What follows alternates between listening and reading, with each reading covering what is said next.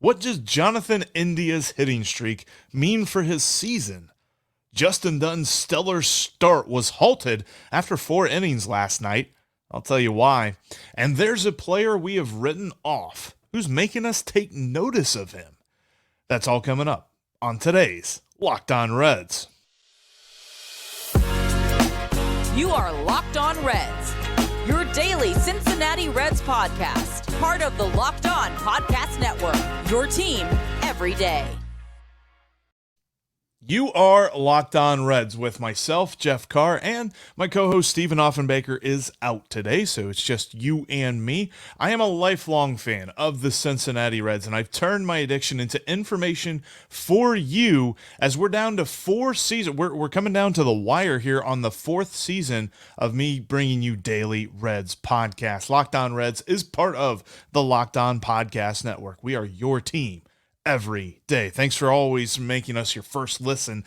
We're free and available on all platforms. On today's podcast, I want to jump into a guy who's making us take notice of him, although we may or may not have really even took notice of him in the first place, depending on who you are.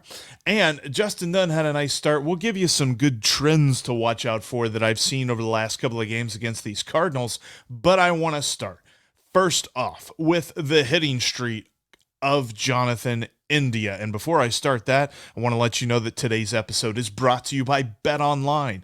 BetOnline has you covered this season with more props, odds, and lines than ever before. BetOnline is where the game starts. All right, India, 13 games and counting on the hitting streak right now. He's actually doing pretty well in the hitting, in the batting average department at 320. Now, we always talk there's a lot more to hitting than batting average, and something that I've noticed is he's still not slugging very well. It's a lot of singles here and there, but you'll love to see it. This is a guy who we've talked about here recently that he's playing hurt, and it's very obvious to me that the whole reason for this is they've talked to him, the training staff has talked to him, the management staff has talked to him, and he's trying to salvage what really has been a disappointing season. Let's be honest. Jonathan India, and he would probably admit this as well, this is not anywhere near where we thought he would be. In fact, it's something that I looked up. Zips over at Fangraphs, Dan Szymborski does a projection system each and every year for every player. And he had projected Jonathan India to have a slash line of 262 with a 372 on base and a 451 slugging, and he projected him to amass just over 4 wins above replacement. Now, it's Fangraphs wins above replacement calculation, but still, a 4-win player would make him a top 5 Major League Baseball second baseman. Top 5 second baseman in Major League Baseball. Jeez, a little off today.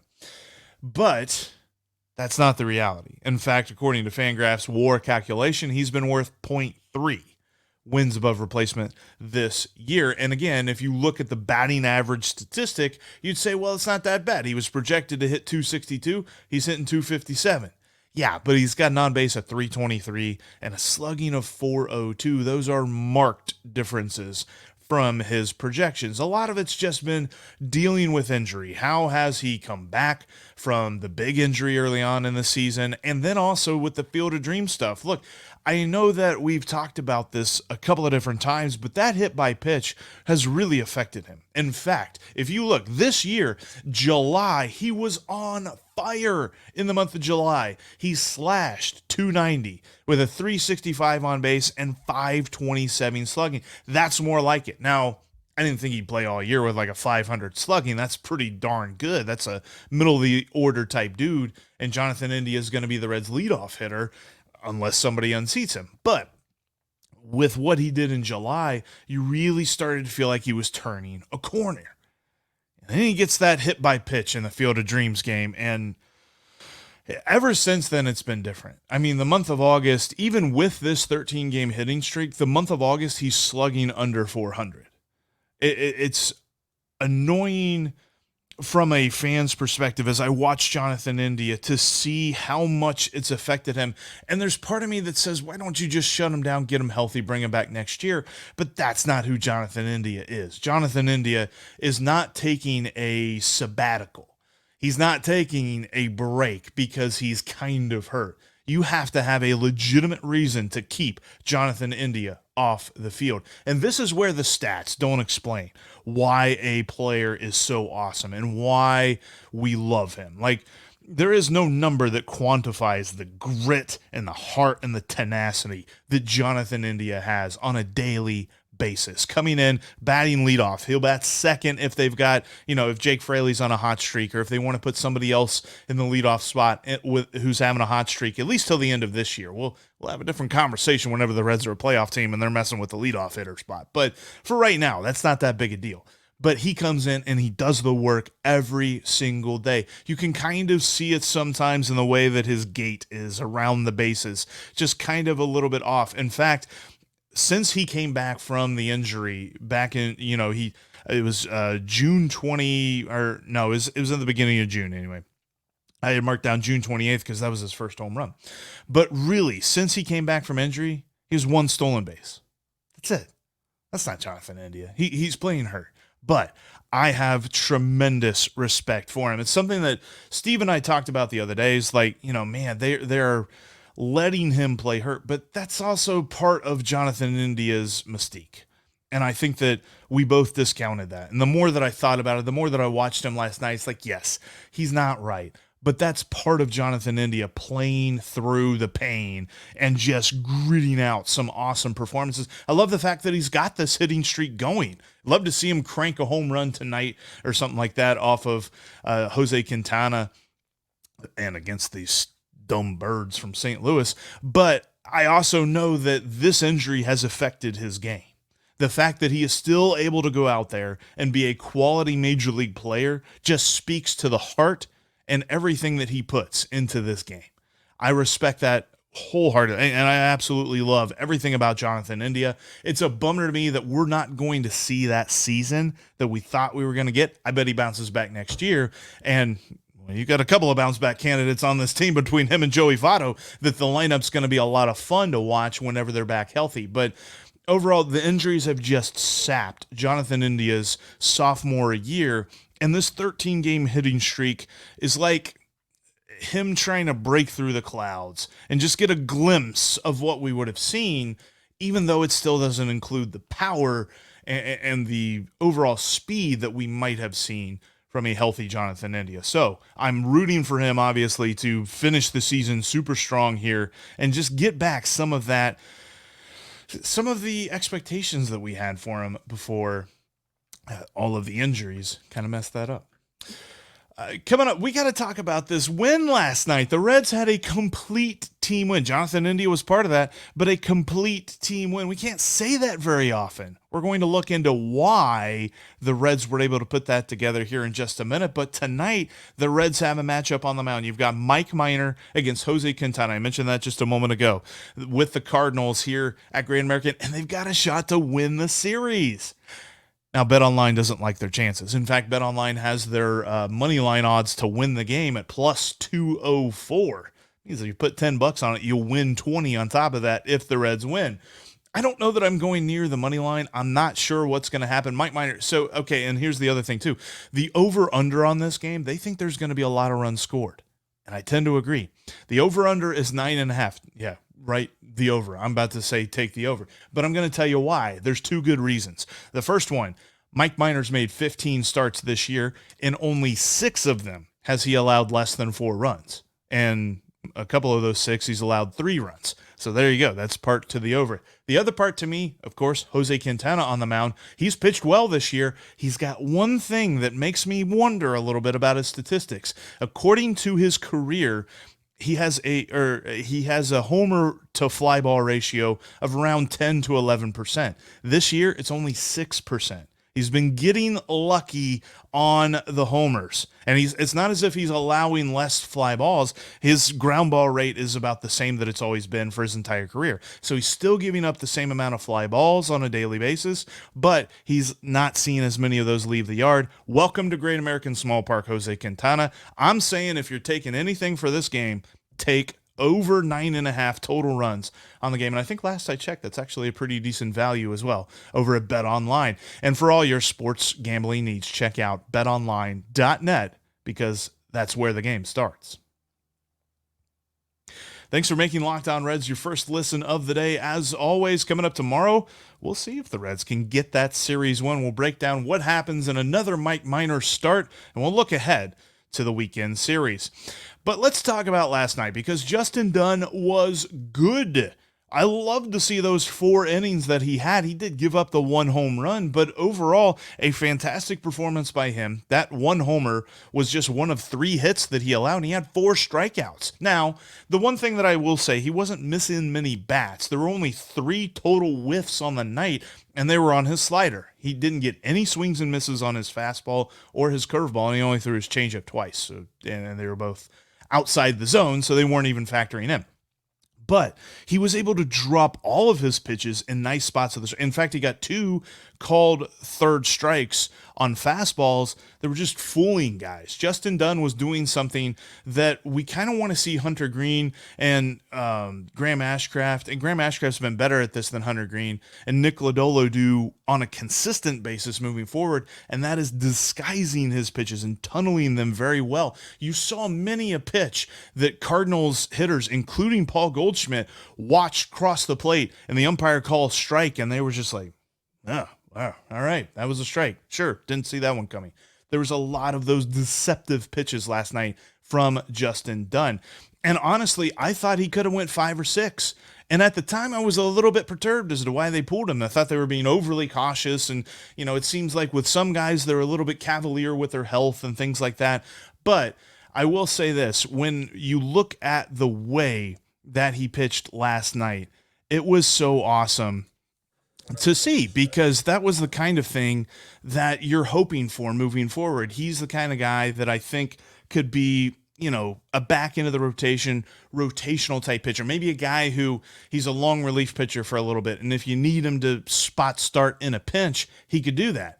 Or if he's a guy that maybe you need to move him to the back end of the bullpen for some reason, he could be a very versatile pitcher, but he also has the upside of being a starter, because last night we saw that upside. Justin Dunn is the kind of guy, and really, I admired his tenacity whenever he got pulled, because that was something that, you know, he was pitching 4 really good innings, and they showed it a little bit on the television broadcast of him talking to David Bell and not looking very happy. In fact, John Sadak mentioned there were 2 conversations that Justin Dunn had, but Justin Dunn kind of sets the record straight at the end of last night's game. Went up to go get a stretch, and by the time I came out, the decision was made, and tried to fight to stay in. But in hindsight, probably the right decision coming off my history, and get right back at it this week. But it feels different than what I went through in Seattle, and they were fortunate enough to make the right decision, so I'm super thankful for DB and DJ pulling me out. You know, the competitor in me wanted to go, but God forbid I go out and throw 1 pitch and something worse happens and I'm out for another 460 whatever days it was. So the competitor in me was pissed, but looking back at it now, it probably was the right move.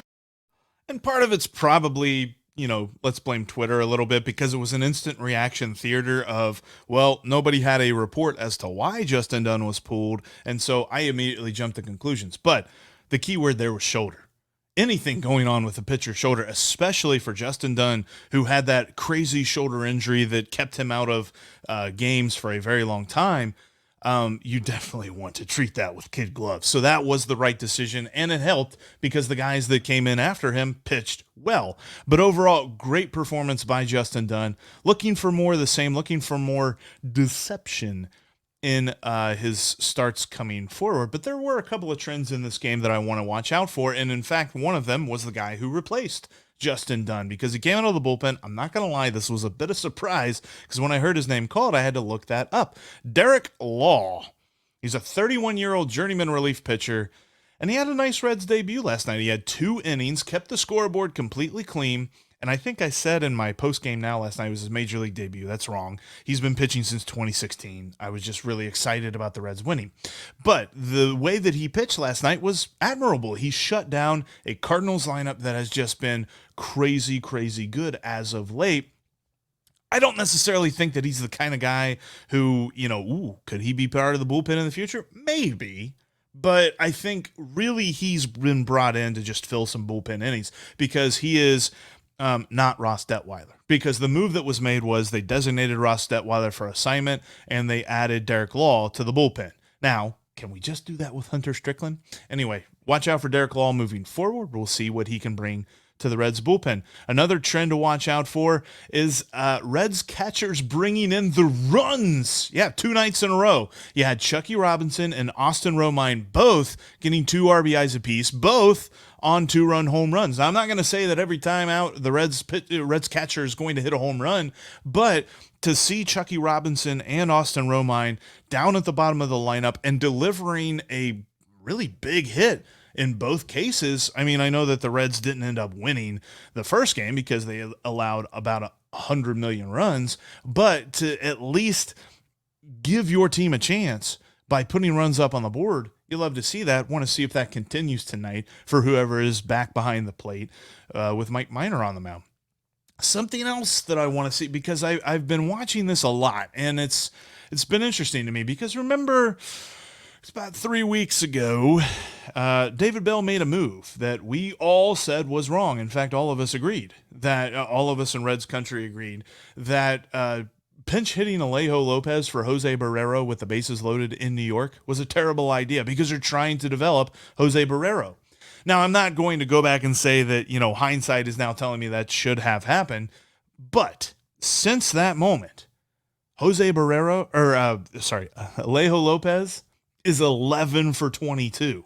That's right. He's in 500 since that moment when he did strike out in that pitch hit performance as well, but he's made as many hits as outs since that moment. And I think it was like August 6th or something like that. But you love to see that. He's a dude that I still want to see in the lineup as much as humanly possible. He's not played every day since that moment, obviously, but what he offers you is a very intriguing profile. Now, I'm not saying he's going to be anybody's worst nightmare in the lineup. Nobody's marking him down on their scouting report and saying, oh my gosh, we got to watch out for him. But Alejo Lopez does exactly what you want a lot of other hitters to do. If he's got a pitch on the outside part of the plate, he's going to slap that the other way. If he's got a pitch on the inside part of the plate, he's going to try and pull it. And if he's got a pitch in the middle, he's going to shoot it up the middle. He takes exactly what the pitcher gives him, and he gets a single. Now, he does have a couple of doubles in those 11 hits, but for the most part, he's not going to be a guy that has a high slugging percentage. But he's going to be a guy who gets on base because he makes a lot of good contact. I would love to see more of what he has in the tank because he could be a valuable, bench player, utility guy for the Reds in the future. And again, he would fall under the category of cost effective in that manner. But Alejo Lopez, the Reds catching at the plate or, hitting at the plate, and Derek Law are a couple of guys or a couple of trends, a couple of things that I'm going to be watching out for coming up here soon. But hey, last night was an all around team win for the Reds. Where's that been? Sure is nice. But there's one guy who's really turning heads here recently. And in fact, the whole month of August, really. And he's making us take notice of him. I'm going to tell you who that is and why that is coming up next. But first, make sure that you are following us on Twitter, because in between podcasts, Steve and I like to drop our takes about the games and myriad other things. You can follow me on Twitter, as it says right here on YouTube. If you see that, it's at Jeff Carr with 3 Fs for those who are listening. You can follow Steve at S. Offenbaker with 2 Fs, and you can follow the show at Locked On Reds. Also, make sure that you're subscribed here on YouTube if you're watching and this is your first time. We've got daily Reds content for you. Click the bell to get notified whenever we've got a new video coming up. All right, let's talk about him. The guy who's making us take notice, a guy that really, I wouldn't say that there's expectations that he's going to be a big part of the Reds' future, but he might be playing himself into that sort of conversation. TJ Friedl. Yeah. Now, I was talking about how good Jonathan India's month of July has been. Take that and almost double it. Okay, almost double. I mean, it's been TJ Friedl's August has been amazing. In the month of August, he's hitting .366. He's getting on base over 42% of the time, and he is slugging .732. 2. Yeah, slugging 7. That's not his OPS. That's his slugging percentage. That means his OPS is over 1,000, by the way. Over 1,100, actually, if my math is, well, yeah, whatever. My math isn't great, but I know it's over 1,100. And 10 of his 15 hits are for extra bases. That is just phenomenal. Plus, you add in the fact that with all of these opportunities that he is getting in the month of August, 5 strikeouts. That's it. In a game where it's very common to see guys striking out, especially if you're watching Aristides Aquino or Jose Barrero bat, TJ Friedl's not doing that. TJ Friedl is coming up to the plate with hits in mind. I love to see what he's doing. If you're not watching TJ Friedl right now, like if you're foregoing Reds games and things like that, but you are tuning in with me, TJ Friedl is a reason to watch the Reds currently. Now, he's been on such a month, such a roll since really being handed consistent playing time that it is making me wonder if there's a bigger conversation to be had about him. Now, me and Steve have mentioned that he is among the names of guys who fall under, a fourth outfielder on a good team. And it's probably still Jake Fraley at the top of that list. But could TJ Friedl play himself into a role? Next year, you're not talking about a lot of outfield prospects who are coming up. I mean, we've talked about this before. The Reds don't have a lot of outfield prospects. We'll probably be seeing some guys who are currently labeled as shortstops be moved to the outfield, and we'll see exactly how that plays out. But that's not going to happen on opening day next year. Who could be here on opening day next year is TJ Friedl. You love to see what he does. In fact, outside of the extra base hits and the fact that he's been hitting some dingers, he's had a couple of triples this month as well. He's just fast, dude. When he hits a ground ball in the infield, it's not an automatic out. If it's a hard ground ball that takes the shortstop back a step, or maybe the third baseman has to range over the line to grab the ball, there's a chance he's beating that out for an infield single. And on this team that does not have that much power, base runners are a premium. And he is one of those guys, along with Alejo Lopez, who are going to be on base because they make good contact. I have very much enjoyed watching TJ Friedl. In fact, it was something that I was looking at, the progression of his numbers. Coming into the month of August, he was batting 200. Now he's batting 250. Coming into the month of August, he had a slugging percentage of 298. Now it's over 400. Dude has absolutely just blown up in the month of August. I can't wait to see it. He definitely deserves everyday playing time in the month of September, and I want to see if this can continue, because if this can continue, we definitely need to see him a lot more next year, and we'll see where it goes. And I know this is the point where Steve is probably like, well, Jeff, calm down a little bit. You're talking about TJ Friedl. Yes, he did come out of nowhere. Yes, he's not a guy that was on a top prospect list, and nor was his call-up with any sort of pomp and circumstance. But this dude has worked his entire way. He has worked for everything that he has gotten here in Major League Baseball, and he now has an opportunity to prove to the Reds that he deserves a bigger role, and that is the kind of guy that is so easy to root for. There's a lot of guys that, you want to root for on this team, and of course, we're seeing some dudes fizzle out. We're seeing some guys that just aren't up to snuff, for the future of this team. But there are some guys like TJ Friedl that weren't necessarily out there, that weren't necessarily like, bam, this is the guy that the Reds need to be calling up and putting in the everyday lineup right now. But he's making his way into that conversation.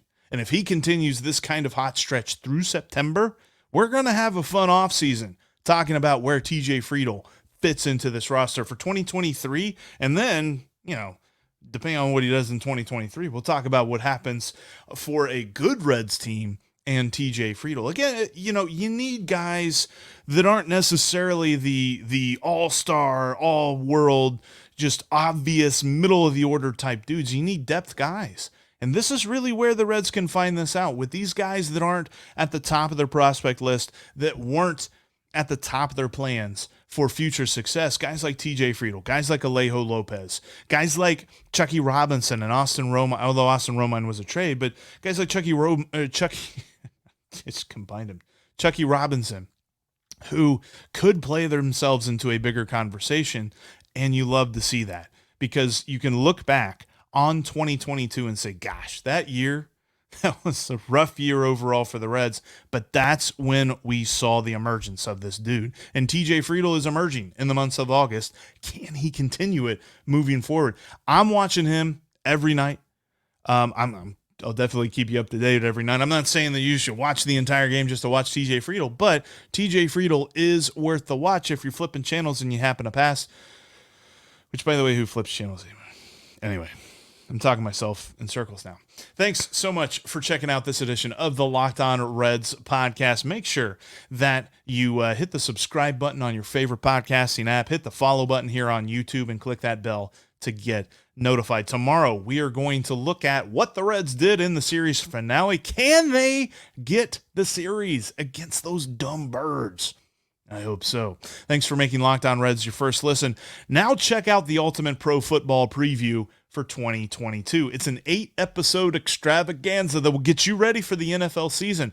The local team experts of every Locked On podcast team, plus a betting angle from Lee Sterling from Locked On Bets, are all combined into one ultimate NFL preview.